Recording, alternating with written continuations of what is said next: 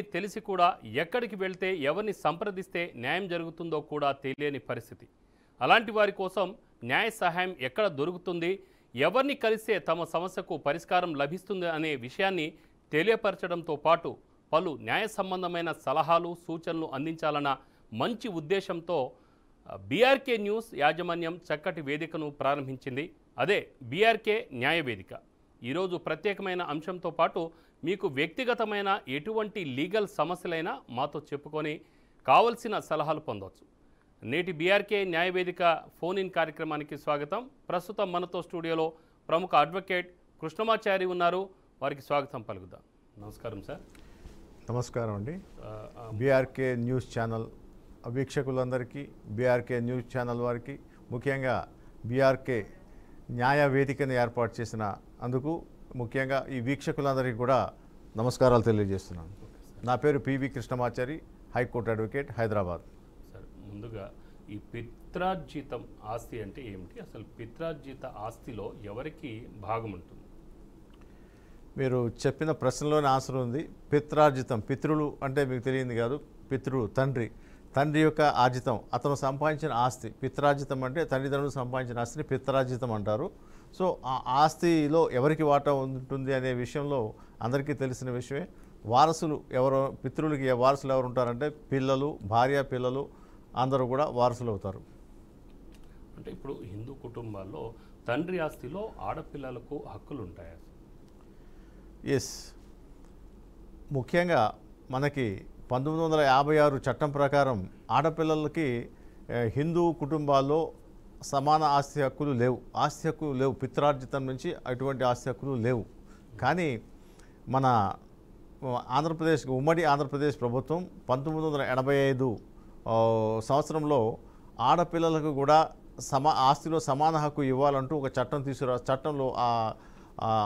చట్టంలో సవరణ తీసుకురావడం జరిగింది. అప్పటి నుంచి కూడా 1986కు ముందు వివాహం జరిగిపోయిన వారికి కాకుండా తర్వాత వివాహం జరిగిన వారికే ఈ యొక్క చట్టం వర్తించే విధంగా అప్పుడు ఆడపిల్లలకు హక్కులు సంక్రమింపడం చేయడం జరిగింది.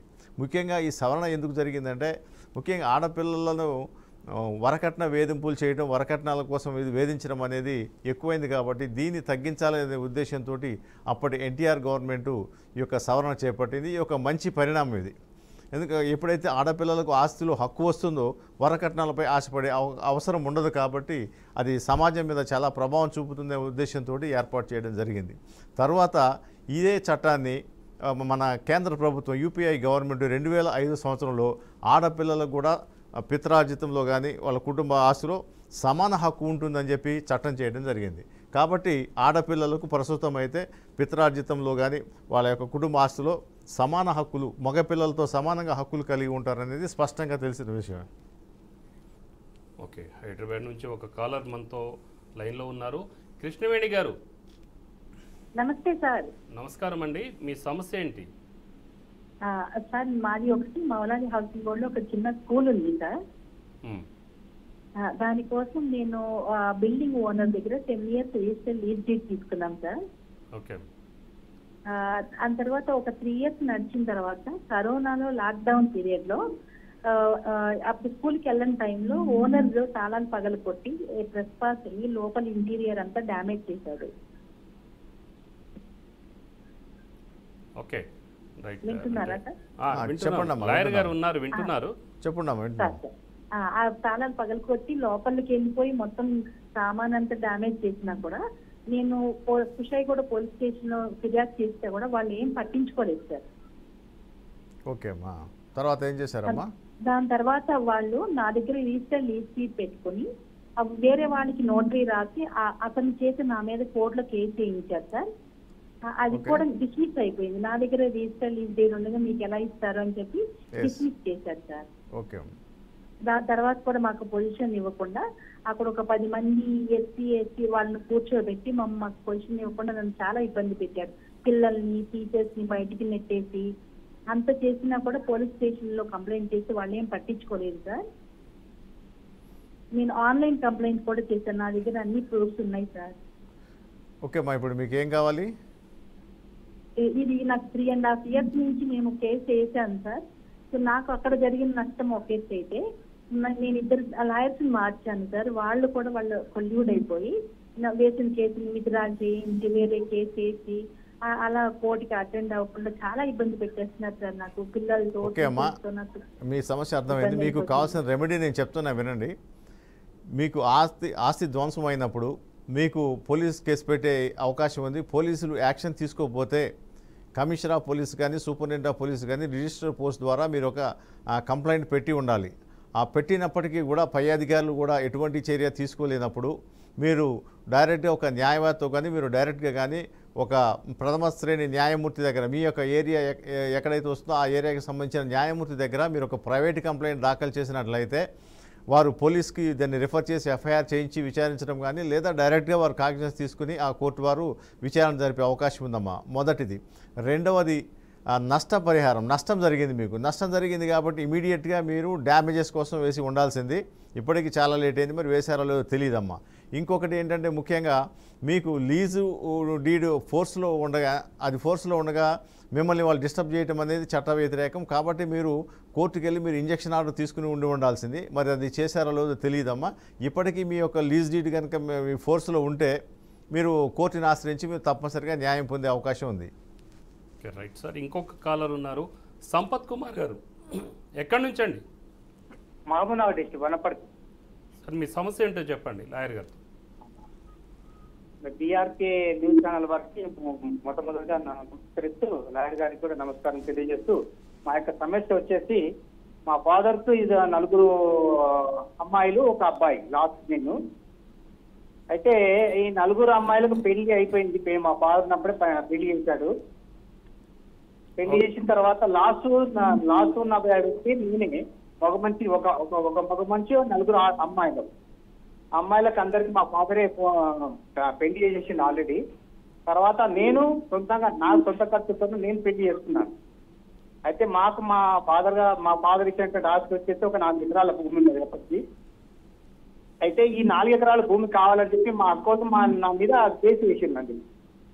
అయితే మా ఫాదర్ ఉన్నప్పుడే వాళ్ళ పెళ్లికి తీసింది, అన్ని అయిపోయినాయి. ఇప్పుడు నేను ఏమన్నా ఇవ్వాలన్నా వద్దా, ఇది నా సమస్య. మీరు చెప్పింది స్పష్టంగా ఉంది. మొత్తం 5 పిల్లలు, 4 ఆడపిల్లలు, మీరు ఒక మగపిల్లాడు, అంతే కదా మీరు చెప్పింది? లాస్ట్ మీరే. ఒకటి ఏంటంటే హిందూ వారసత్వ చట్టం ప్రకారం ఆడపిల్లలకి మగపిల్లలకు కూడా ఆస్తిలో సమాన హక్కు ఉంది, పితరార్జితంలో సమానమైన హక్కు ఉంది, అది స్పష్టం. కాబట్టి మీరు కట్నాలు ఇచ్చి చేశారు, కట్నాలు ఇచ్చి పంపించారు అన్నారు. కాబట్టి కట్నాలు ఇచ్చినది మీరు రుజువు చేసుకోగలిగినట్లయితే మీరు దాని ప్రకారం మీరు ఆ కట్నాల డబ్బు పోని మిగతా వాటా మీరు వాళ్ళకి ఇవ్వాల్సి ఉంటుంది. ఖచ్చితంగా ఆడపిల్లలకైతే సమాన హక్కు ఉంది. కాబట్టి మీరు ఎంత ఇస్తారో ఏంటో మీరు కూర్చుని ఇంత ఇచ్చాము ఇంత ఇవ్వాలి అని కూర్చుని పెద్దల సమక్షంలో మాట్లాడుకుని మీరు పరిష్కరించుకుంటే బాగుంటుంది. ఒకటి వాళ్ళతోటి మీరు ఎటువంటి మాకు ఈ ఆస్తులు ఎటువంటి హక్కు లేదని చెప్పి మీరు ఒక రిలింక్విష్మెంట్ డీడ్ ఏమైనా రాసుకుని కూడా మీరు పరిష్కరించుకుంటే బాగుంటుంది. లేదా చట్ట ప్రకారంగా వాళ్ళు కోర్టుకు వెళ్తే మాత్రం ఖచ్చితంగా వాళ్ళకి వాటా ఇవ్వాల్సిన అవసరం ఉంది, ఇది చట్టం చెప్తోంది. Okay sir, right. ఇంకో కాలర్ రాజేష్ కరీంనగర్ నుంచి. రాజేష్ గారు చెప్పండి, మీ సమస్య ఏంటి, లాయర్ గారితో చెప్పండి. సార్, నేను 1 ఇయర్ అప్పుడు మా మమ్మీ విడాకులు అయింది మా డాడీ తోటి. హలో, రైట్, వింటున్నాను, చెప్పండి రాజేష్ గారు. 1 ఇయర్ అప్పుడు మా మమ్మీ మా డాడీ విడాకులు చేసుకున్నాడు. నేను 1 ఇయర్ అప్పుడు సెకండ్ మ్యారేజ్ చేసుకున్నాడు. అయితే ఇప్పుడు ఆమెకి 2 పాపలు 1 కొడుకు. నేను ఇంతవరకు ఆ ఆస్తి గురించి కానీ దేని గురించి కానీ అడగలేదు. ఇప్పుడు నేనేమన్నా చేయొచ్చా సార్? ఇప్పుడు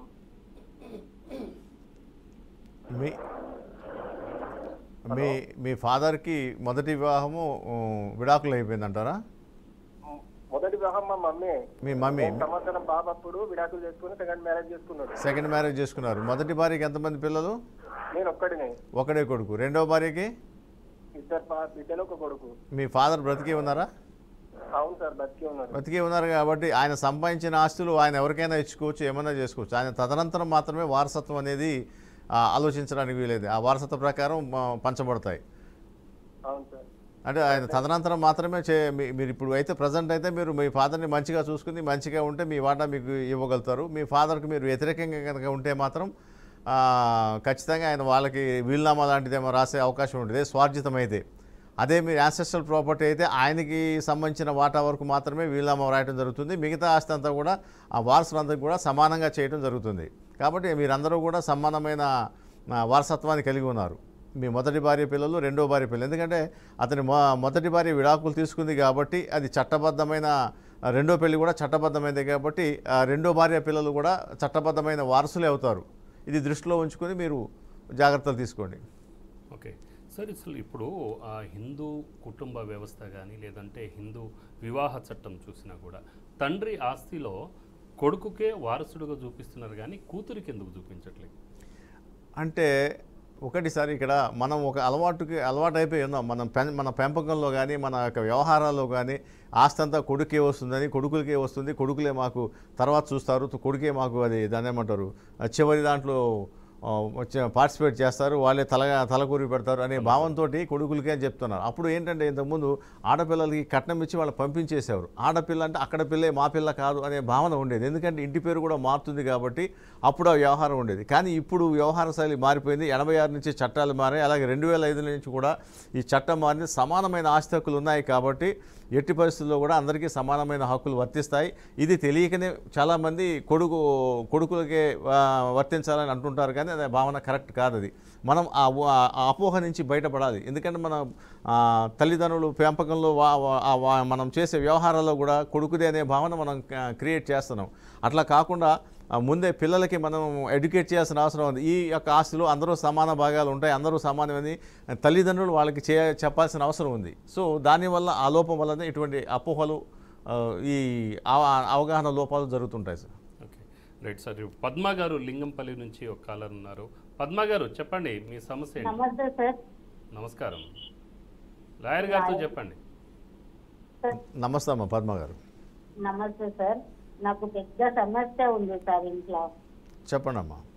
నాకు ఒక్కటే కొడుకు సార్. నేను సొంతంగా కష్టపడి నేను సంపాదించుకున్నాను సార్. ఇల్లు ఉంది సొంతంగా. అంటే నాకు తమ్ముడు అక్క ఉంటారు సార్.